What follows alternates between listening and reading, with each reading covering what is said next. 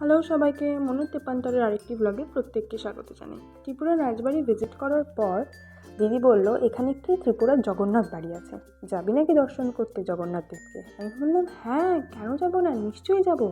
ঠাকুরের স্থান বলে কথা, না গেলে হয় নাকি? বললাম চল চল চল, তাড়াতাড়ি চল। তারপর আমরা ওখান থেকে ত্রিপুরার জগন্নাথ বাড়ি দর্শনে যাই। এই দেখো অ্যাম্বিয়েন্সটা। সত্যি কথা বলতে ত্রিপুরার না প্রত্যেকটি জায়গা আমার খুব ভালো লেগেছে।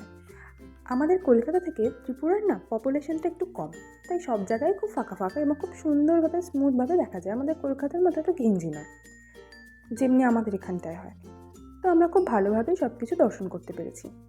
এই যে এখানে একজন মাইকের সামনে দাঁড়িয়ে, মাইক্রোফোনের সামনে দাঁড়িয়ে কীর্তন গান গাইছিলেন। আমার তো বেশ ভালো লাগছিল শুনে, অনেক দিন পর এরকম গান শুনলাম। যাই হোক, এখানে প্রসাদও দিচ্ছিলো জানো। দিদি বললো প্রসাদ নিবি নাকি? আমি বললাম হ্যাঁ, প্রসাদে আবার না করা যায় নাকি, নিশ্চয়ই নেবো, কেন নেবো না।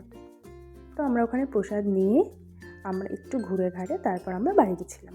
যতটা পেরেছি তোমাদেরকে কভার করার চেষ্টা করেছি। আর আমার নেক্সট ভিডিও দেখার জন্য সবাই কিন্তু রেডি থেকো। আজ তবে এখানে, টাটা।